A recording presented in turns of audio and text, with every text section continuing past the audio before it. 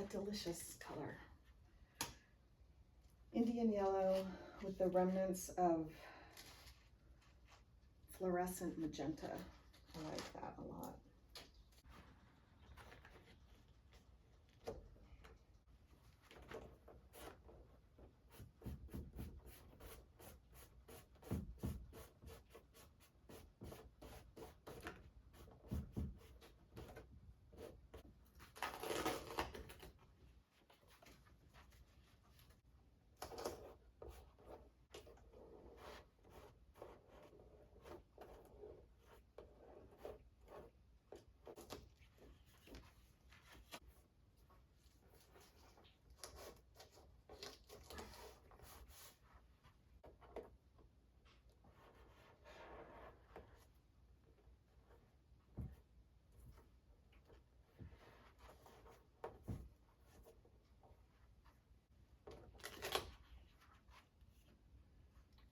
That's a nice green. Let's bring that green over here.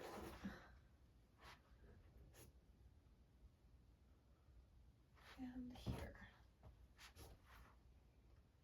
And here.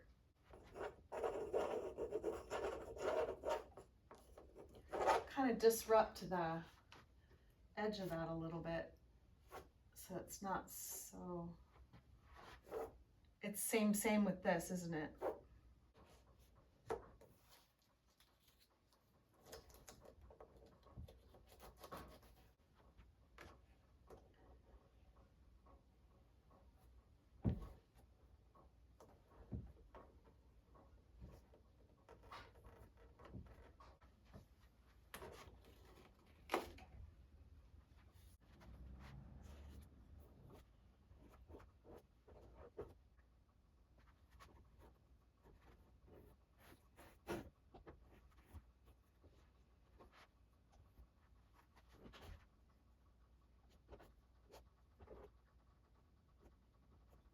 I like to scribble words into the paint with my little etching tool, and I also just scribble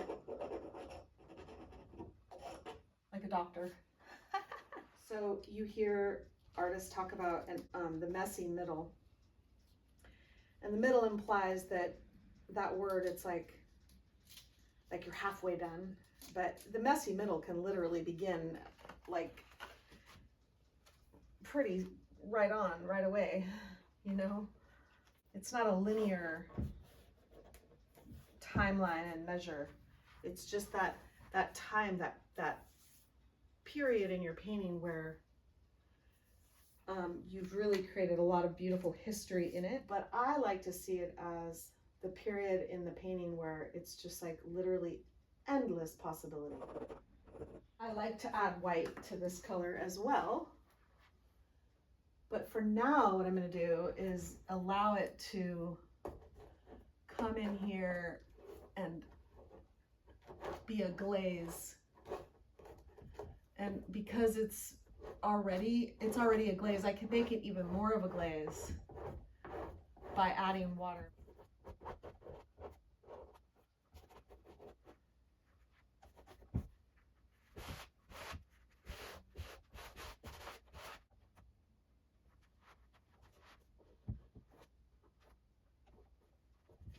I like this color. It's hard to come back from it though. You know what I mean? It's glorious with that magenta, because my favorite color, not necessarily to paint with, but just like in the world, is purple. I really love purple.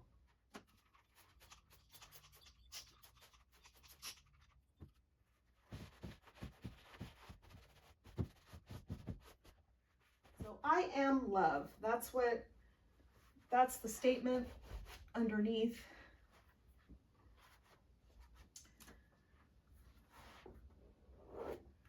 And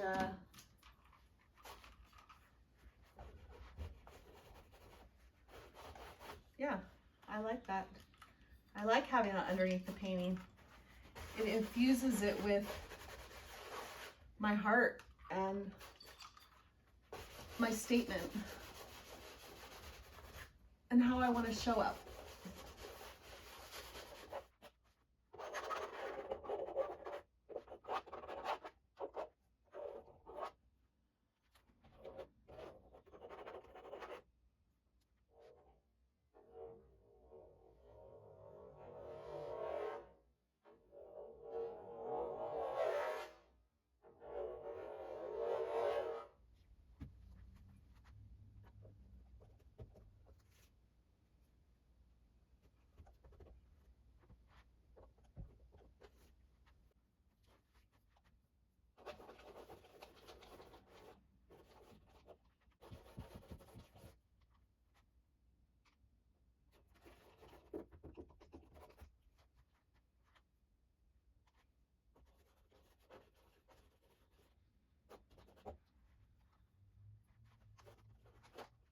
visually drawn to things that are very, very chaotic.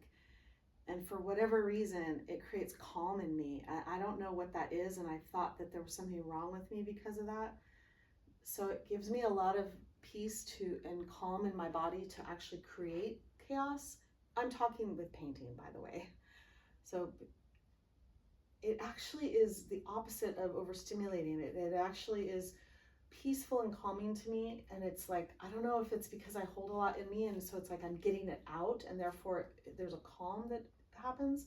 And then when I see it, it doesn't make me feel like, holy shit, that's too much or anything. And I know it does that for people. Ironically, it feels more tense for me to create softer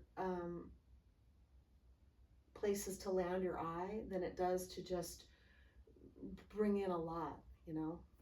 I'm just sharing because it just came up to my brain. I just became aware of like that feeling I get when it's like joyfully chaotic, and that it gives me a lot of peace, but then that self-consciousness of like how other people would perceive it. I ask myself what I'm craving, you know, what am I craving more of? And I can tell you hands down, I'm craving this color. So that's exactly what I'm gonna do. Let's see if the Indian yellow gives me enough of that feeling that I'm after right there. I don't think it does. I think I'm wanting more of the orange. I can see that right now. And see, you can even see it where it crosses the, where it crosses with the magenta, that it turns into that orange. So I'm gonna use it. I'm gonna do it. Yeah, so there's the Indian yellow coupled, now it's with the, oh my God, okay, you know what? Yeah, I really, really like that color.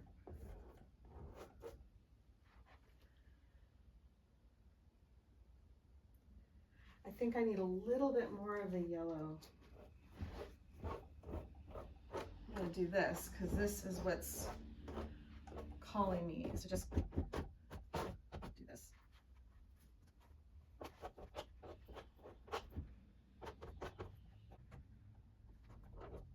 Kind of scraping it away a little bit, putting it down, scraping it away.